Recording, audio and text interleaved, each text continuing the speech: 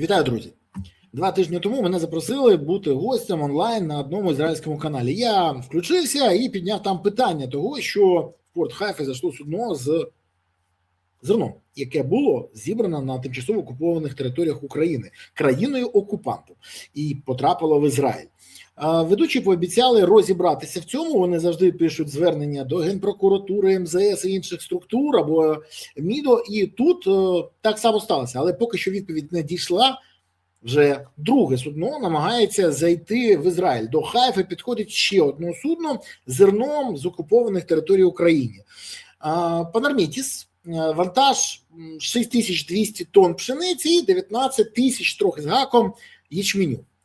Панармітіс перебуває зараз на підході, а ще нещодавно був на якірній стоянці порту Кавказ в російських територіальних водах, не порушував державний кордон України. Красива історія для лохів. Порушення робили судна, які доставляли йому зерно. Є непрямі ознаки, що весь вантаж Панармітіс вивезений з Керчі та Бердянська. Однак стверджувати цього, поки осінтери, які цим займаються, а в Україні, до речі, дуже досвідчені осінтери, і одна з них є Катерина Яресько, завдяки якій ми й дізнаємось про цю інформацію. Дуже раджу підписатися на її канал у Фейсбуці, на її сторінку. Так от, вона каже, що все ж таки вдалося забрати докази по одному з перевізників. Це Леонід Пестріков, який доставив 6087 тонн ячменю та 954 тонни пшениці саме з Бердянську і перевантажив зерно на цей Панармітіс 18 квітня. Докази 100%. Більше того, документи на вантаж Пестрикова були оформлені в російському порту Темрюк, коли він прийшов з Бердянська вже завантаженим. Це робиться тому, що є у Бердянську, можливості, але пункту митного немає. І також допомагає російським окупантам ця історія, ця схема приховати походження зерна, яке було завантажено у Бердянську з 7 по 15 квітня 26 року. Свіжак. Експортер Петрохліб Кубань, компанія, яка займається вивозом зерна з окупованих територій на постійній основі. Ще раз кажу, це системний підход, це схема, як Росія краде українське зерно і продає його в Єгипет, в Сирію, зараз в Ізраїль вже друге судно йде, ми бачимо це. І це багато раз фіксували осінтери в своїх матеріалах та розслідуваннях інших журналістів, а також провідних медіа. В Ізраїлі вийшла розгромніша стаття в виданні «Гааретz». Це велике ЗМІ, поважне, яке звертає увагу на цей треш, який відбувається. І їм цікаво, хто стоїть за цією історією, і вони кажуть, що це, можливо, якраз виходці з колишнього СРСР, які граються в цю ігру зі своїми колегами з Росії. Тут найцікавіше, що все ж таки Ізраїль привернув до цього увагу, тому що може бути великий дипломатичний скандал. А він, точно не потрібен Ізраїлю. А Україна якраз навпаки повинна підіймати галас і казати, що відбувається. Бо вивезення зерна – це розграбування ресурсів окупованих територій, воєнний злочин, який переслідується згідно з міжнародних законів. Неважливо, скільки на судні такого зерна, навіть якщо кілограм, або скільки вдалося вивезти, все або частка фіксується як факт злочину. Це як, знаєте, було, наприклад, 10 людей, пограбували 9, одного тільки вбили, але судять за вбивство, а не тільки те, що він одного. Так завжди. В Україні, до речі, здійснюється кримінальне провадження щодо фактів вивезення зерна з окупованих територій. Для його здійснення важлива співпраця з державою, куди прийшло таке судно. Це можливість зібрати докази. Мені б дуже хотілося, щоб зараз Ізраїль відреагував.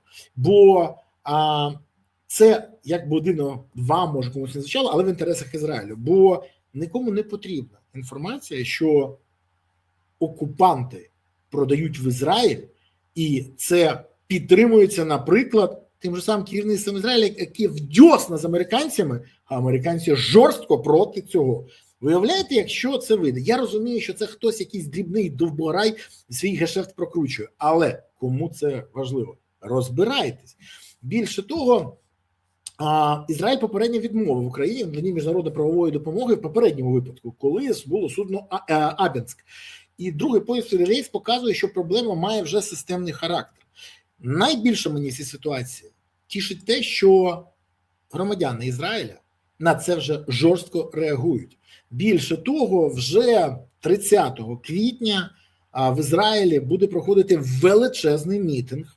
І я всіх, хто дивиться мене з Ізраїлю, українців, я закликаю прийти туди і підтримати. Це проводять українські друзі, ізраїльські друзі України, вибачте. Це проводить, організатор цього виступила, як завжди, Анна Жарова і інші ізраїльські друзі. Так от, я дякую їм за те, що вони роблять. І гасло, що зерно на крові встане поперек горла, оце, мабуть, найкраще резюме цієї історії було. Більше того, Аня пише, і я процитую її, це найкраще, що ця історія резонує в Ізраїлі. В Ізраїлі багато кому це не подобається. Що якщо хтось дрібний хоче підзаробити, і це ганьбить країну, і ганьбить громадян, ізраїльтянам це не подобається. Тож, що пише Анна? Останній тиждень я отримую особисте повідомлення, чому ти мовчиш, або Аня, що робити? Після критики з боку окремих представників громади щодо недостатньої доказової бази про походження зерна, хоча документи були опубліковані, ми зосередились на пошуку замовника компанії, яка це купила. Цього тижня нам стала відома назва компанії, яка закуповує зерно в РФ. І от важливо звернути увагу. Анна не сидить, а вона шукає можливості зламати цю схему. І знаходить навіть компанію, яка купує. Про це прямо зазначено на сайті компанії, пише Анна. Водночас є підстави вважати, що компанії відомо про походження з частини зерна з тимчасово окупованих територій України. Існують документи, які прямо вказують на перевантаження в портах Севастополя та Бердянська. Сучасна реальність. У порти Хайфи вільно заходять судна з зерном та сировиною з тимчасово окупованих територій України. Так само вільно, як через Ормузьку протоку проходять яхти російських олігархів. Оце було 10 із 10. І повірте, це дуже болісне порівняння для ізраїльтян сьогодні. І саме тому Анна і її друзі пропонують вийти на акцію біля офісу Dizengoff Trading Company, яка свідомо чи ні закриває очі на походження сировини, яку вона купує у Російської Федерації. Дозвіл поліції вже отриманий. Акція запланована, ще раз кажу, на четвер, 30 квітня до 19:00. У час, коли офісні працівники виходять з роботи. Ну що, браво! І велика подяка Ані і іншим друзям України в Ізраїлі. Хто хоче долучитися, приєднуйтесь до цієї акції, пишіть Анні на Фейсбук, але це важливо зробити. Бо те, що відбувається, це ганьба. Ганьба для Ізраїлю, ганьба для тих людей, які плювали на принципи, на мораль і на те, що це військовий злочин. Євреї дуже добре знають, що такі військові злочини, бо відчули на себе це під час Другої світової. І якщо якийсь єврей порушує закон, це не звільняє його від відповідальності, але ще й додає присмаку лайна в його діях, бо він цим ганьбить всіх інших. І я це кажу, я розумію, про що я кажу. Мені дуже хотілося б, щоб Ізраїль почав реагувати, а я хочу подякувати громадянам Ізраїлю, які вже почали реагувати на це. Дякую вам, ви справжні друзі. На вас можна покластися. І сподіваюсь, у вас все вдасться. Ми уважно будемо слідкувати далі і підсвічувати цю тему. Незабаром мені казали, що мене знову запросять до ізраїльського ефіру, і я розповім, що відбувається, а також про деякі нюанси, які вже будуть відомі до того моменту.